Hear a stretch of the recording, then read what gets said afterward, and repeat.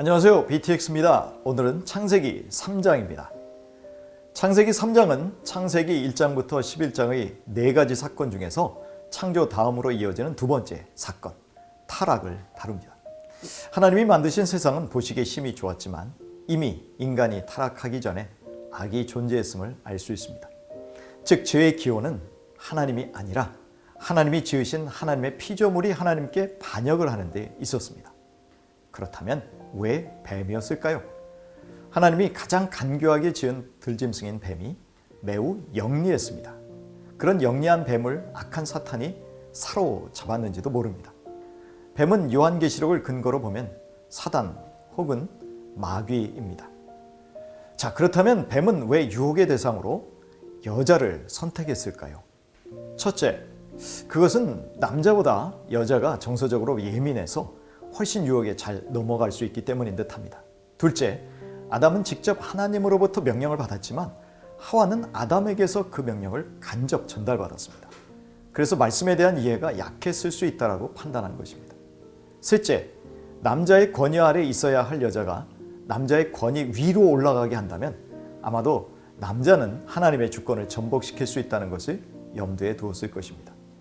이렇듯 유혹하는 자들은 간교한 영적 실체로서 어딘가 약한 고리인가를 파악하고 접근하고 있었습니다.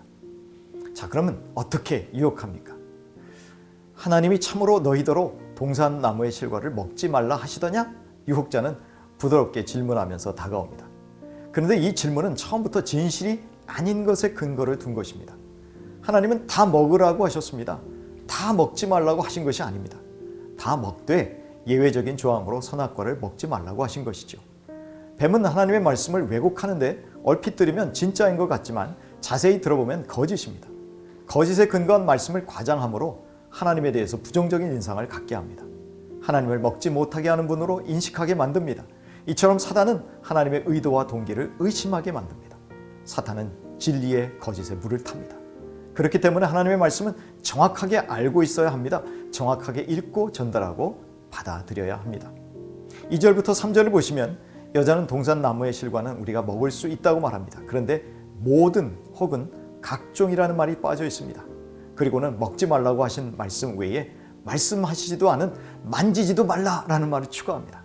그리고 죽을까 하노라 라고 말합니다. 정령 죽으리라, 반드시 죽으리라 강조의 의미가 사라졌습니다. 하와는 하나님의 말씀을 빼고 자기 말을 추가하였고 그 의미를 약화시켰습니다. 하나님의 말씀에 자기 생각을 집어넣었습니다. 결국 하와는 하나님의 말씀을 정확하게 알고 있지 못했습니다. 그러자 뱀이 여자에게 말합니다. 너희가 결코 죽지 아니하리라. 하나님은 정령 죽으리라고 말씀하셨지만 뱀은 결코 죽지 않을 것이라고 정반대의 말을 합니다.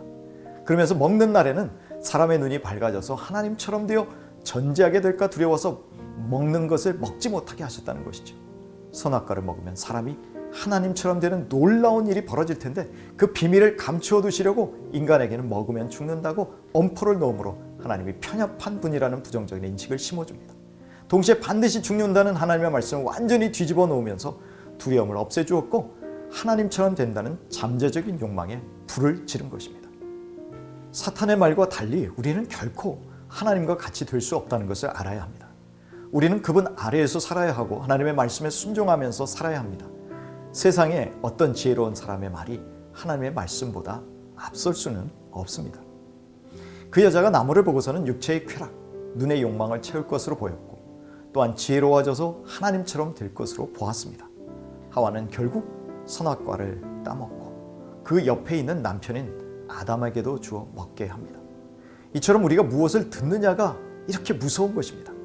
우리의 귀를 헛된 것에 내주지 마시기를 바랍니다. 그러나 아담과 하와가 막상 먹고 나니까 눈이 밝아지기는 했으나 그들은 자신들이 벗은 몸인 줄 알고 수치심을 깨달았을 뿐입니다. 그들은 자신들의 수치를 가리려고 무화과 나무 잎을 엮어 치마를 만들어 수치스러운 부분을 가리게 되었습니다. 인간은 선악과를 먹음으로써 일종의 신이 되어서 자신의 이익과 관심을 중심으로 모든 것을 판단하고 결정합니다. 즉 하나님 중심에서 자기 중심의 세계관을 갖고 판단하는 경향으로 바뀌었습니다.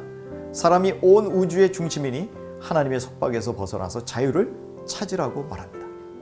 그러나 하나님은 에덴 동산의 정중앙에 선악과를 만들어서 인간의 본래 존재의 근원을 알게 하시고 인간의 행복이 어디에서 오는지를 정확하게 날마다 교훈하려고 하셨습니다. 8절부터 10절을 보시면 아담은 부끄러움을 느끼고 엄습하는 두려움에 떱니다. 그는 하나님의 음성을 듣고도 응답하지 않고 피합니다. 하나님은 당신 앞에서 숨지 말고 나와서 자복하기를 원하셔서 부르신 것인데, 그러나 사람은 그 하나님의 부르심에 두려워합니다. 하나님의 부르심은 우리를 용서하시고 다시 회복시키려는 부르심입니다. 하나님은 먹지 말라고 명한 그 나무 실과를 네가 먹었느냐라고 아담에게 묻습니다. 그러나 아담은 자신의 잘못을 인정하기 싫어하여 책임 전가를 하죠. 그는 하나님과 사람에게 책임을 전가합니다. 마치 하나님이 죄의 원인을 제공한 것으로 말하죠. 여자를 향해서 내 뼈 중에 뼈요, 살 중에 살이라고 말했었는데, 이제 아내가 자기와는 상관이 없는 사람이요, 아내가 죄를 짓게 만든 원흉이라고 싫어합니다. 부부간의 소외 현상, 아픔과 갈등이 생겨납니다. 여자도 스스로 죄를 지었음에도 뱀 핑계를 댑니다. 드디어 하나님의 심판이 선언됩니다. 먼저 뱀에게 더욱 저주를 받으리라 말씀하십니다. 배로 다니고 종신토록 흙을 먹는 신세가 될 것이요, 여자와 그 후손과 원수가 되게 할 것이요, 여자의 후손은 뱀의 머리를 상하게 할 것이고 뱀은 여자의 후손의 발꿈치를 상하게 할 것이라고 선언하십니다. 배로 다닌다는 것은 낮은 자리에서 섬기는 종으로 살 것이라는 의미입니다. 사실 뱀은 흙을 먹지는 않습니다. 여기서 뱀이 흙을 먹을 것이다 라는 말은 흙과 가장 가까운 곳에서 살게 될 것이라는 의미로 해석합니다. 또한 인간이 바로 이 흙에서 왔는데 그 인간을 죽게 만드는 역할을 했다는 것을 의미하기도 하죠. 이 창세기 3장 15절은 원시 복음이라고 알려져 있습니다. 여기서 여자의 후손이 단수로 표현되어 있습니다. 여자의 후손인 예수님은 이 땅에 오셔서 우리의 모든 슬픔과 질고를 대신하여 육체적, 정신적으로 고통을 당하시고 죽으셨습니다. 비록 발꿈치 부분은 상하였지만 결국 그리스도가 사단의 머리를 상하게 하는 치명타를 입히고 승리하실 것이라는 말씀입니다. 여자에게는 잉태하는 고통을 크게 더하겠다고 말씀하십니다. 수고하여 자식을 낳을 뿐 아니라 남편을 사모해야 하는 운명이 된다는 것입니다. 원래는 남편의 심장과 가까운 갈비뼈로 지어진 아내이기에 그와 동등된 위치에 있던 아내가 남편의 다스림을 받는 운명으로 전락한 것입니다. 남편과 아내 처음 창조될 때 아름다운 관계가 깨어진 것입니다. 사람과 창조물의 소외 현상이 나타나 땅이 저주를 받고 쉽게 곡식과 채소를 맺지 못합니다. 방해하는 가시덤불과 은건키가 있어서 겨우 땀을 흘린 후에야 식물을 먹을 수 있다는 것입니다. 그리고는 정령 죽으리라는 말씀처럼 결국 죽어 흙으로 돌아가는 육신의 죽음을 맞이하게 됩니다. 심판을 선언하시지만 하나님은 아담과 그 아내를 위해서 가죽옷을 지어 입히십니다. 짐승이 죽어야 가죽옷이 나옵니다. 하나님은 사랑하는 자들인 아담과 그 아내에게 피를 흘려 죽임당한 짐승의 가죽으로 그들의 수치를 가려주십니다. 우리가 사용하는 속죄라는 단어 자체는 가리워준다는 의미가 담겨있죠.